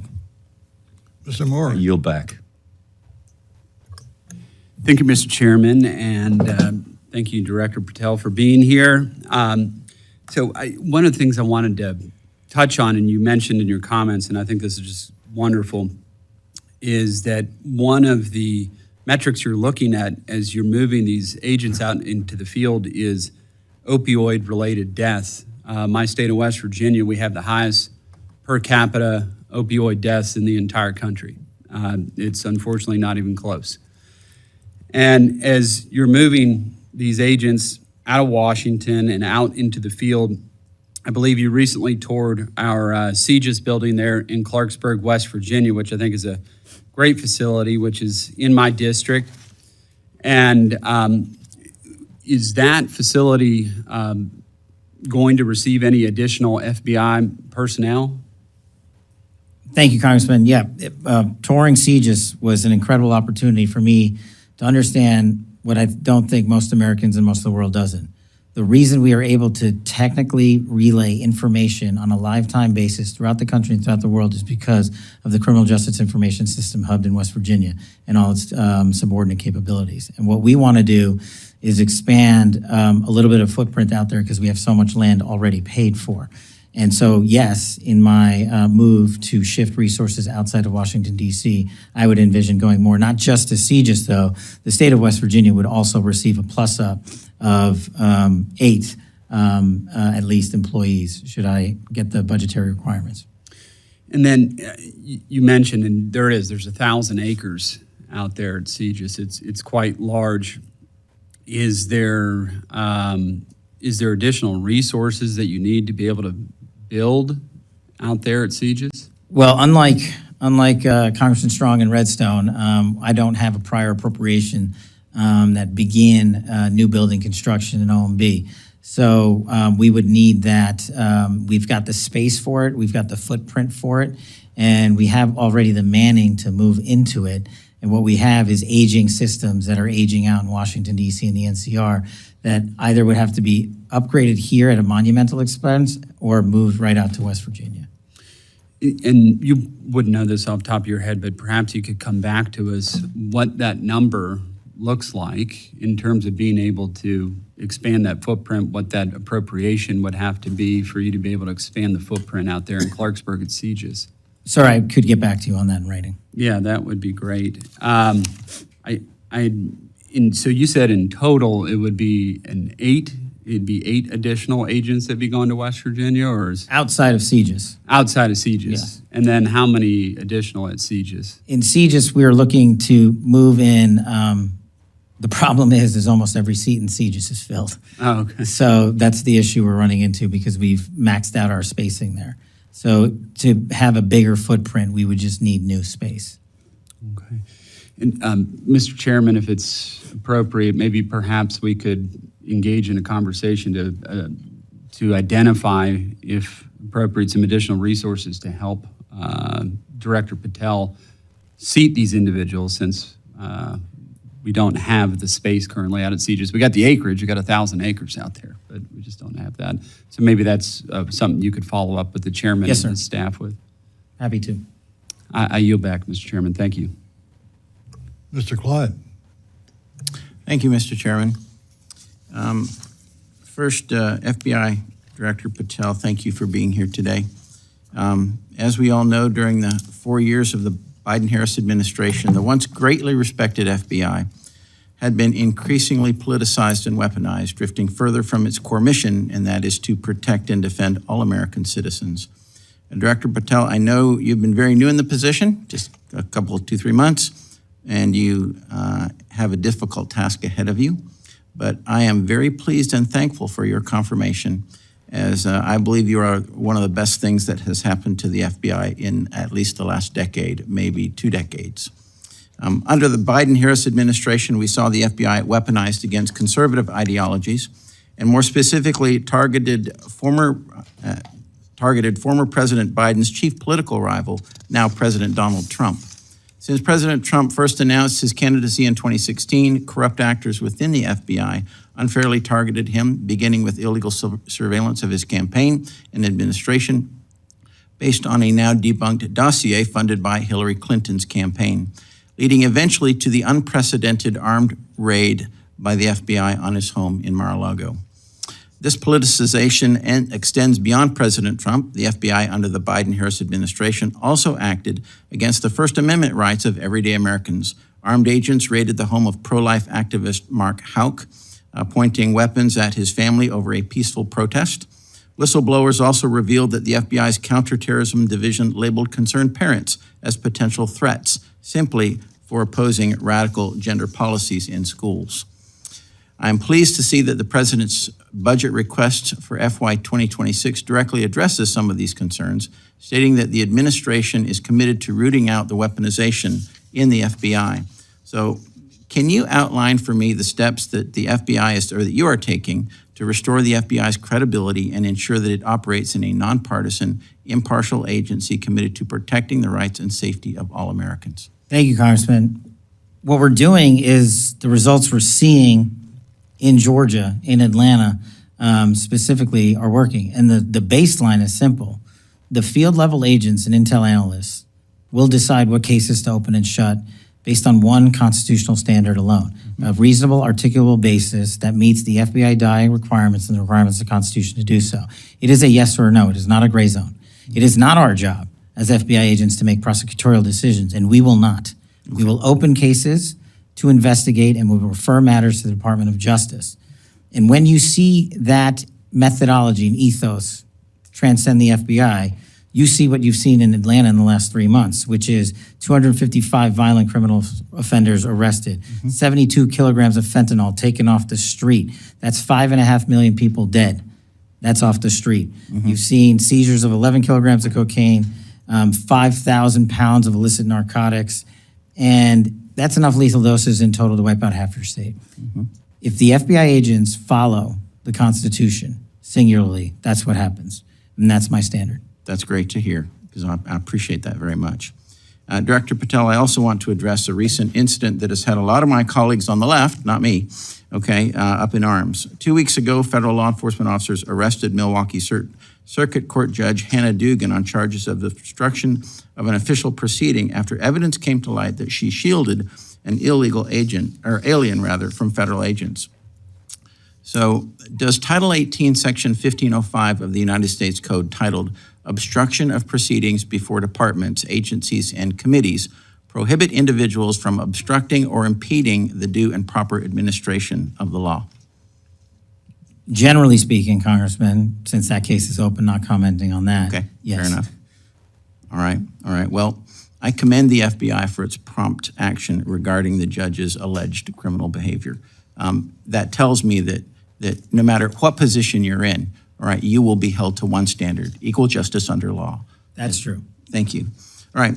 In recent years, particularly during the first Trump administration, we witnessed state and local officials openly expressing their intent to obstruct federal law, especially regarding immigration enforcements. This has contributed to the rise of so-called sanctuary cities, where local authorities have publicly stated that they will not cooperate with federal immigration enforcement efforts.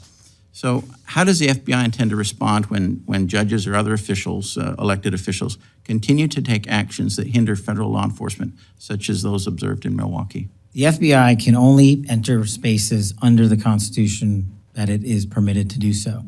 We don't look at the position you're in, what your job is, where you come from, how much money you make, or what your ethnicity is.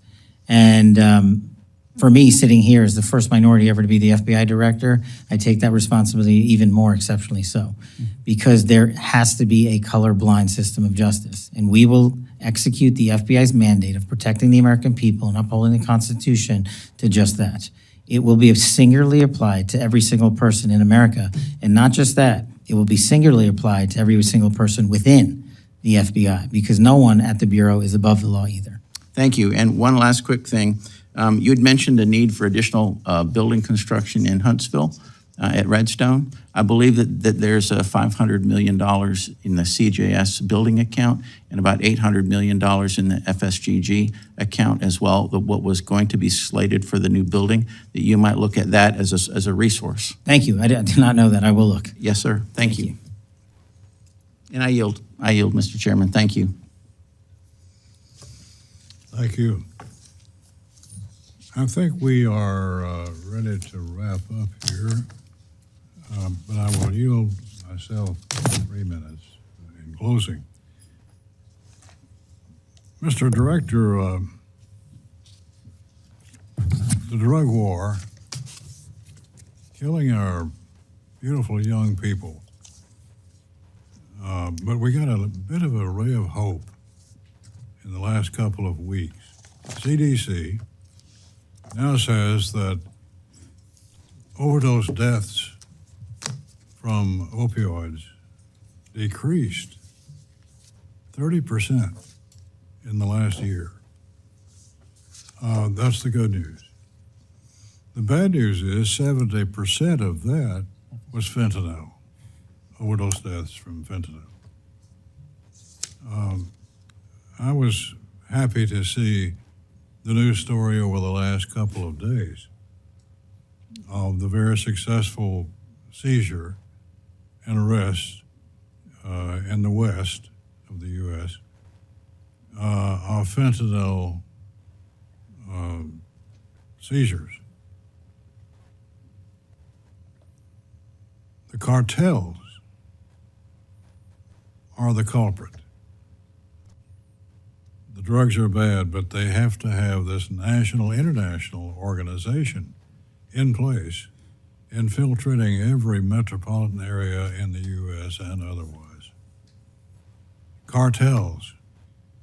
Tell us what you're doing or plan to do to get at the cartels and destroy the system that's bringing these poison pills home.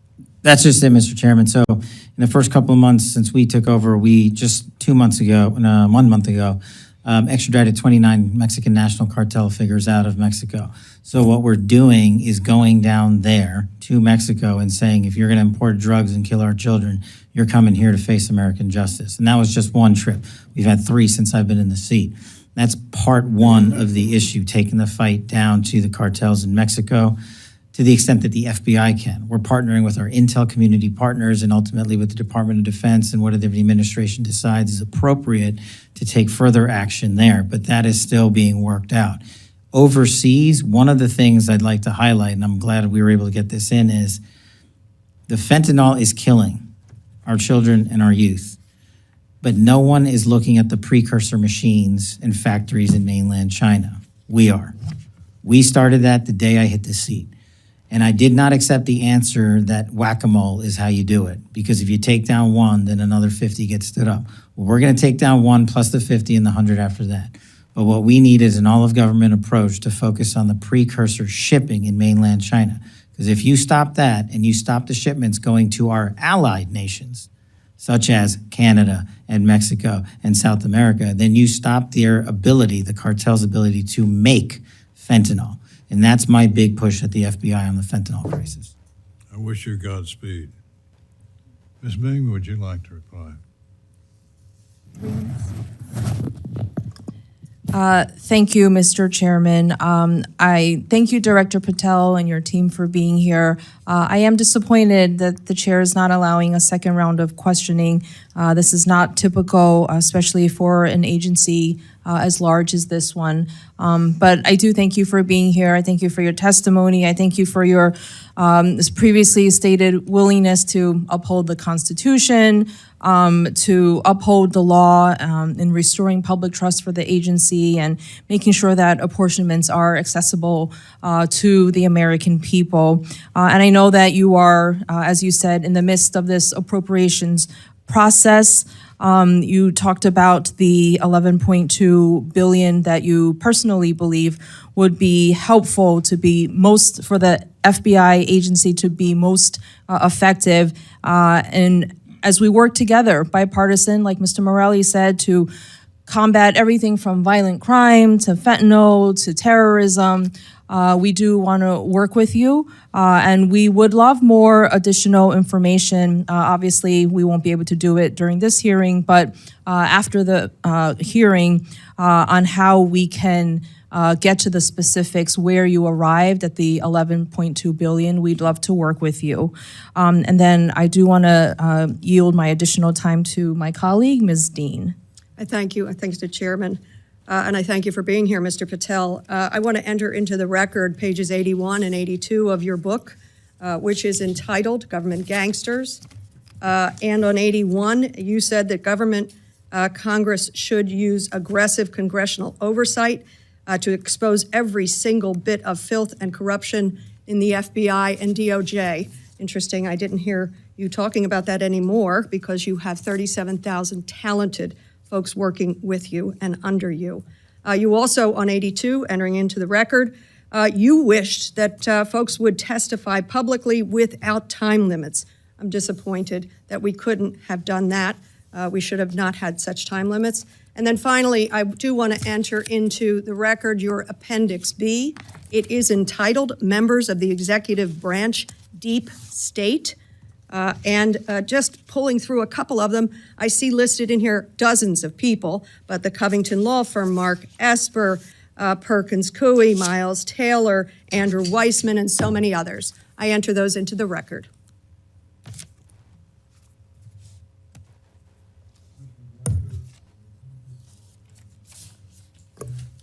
We thank you for being with us today. We think that you're the right person for the job, and we're all wishing you well and success.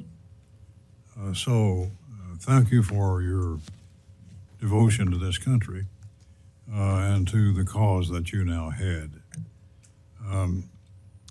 Without objection, members may have 7 days to submit additional questions for the record. Thank you, Mr. Director, for being with us. Thank you, Mr. Chairman. Committee Members stands of the committee. adjourned.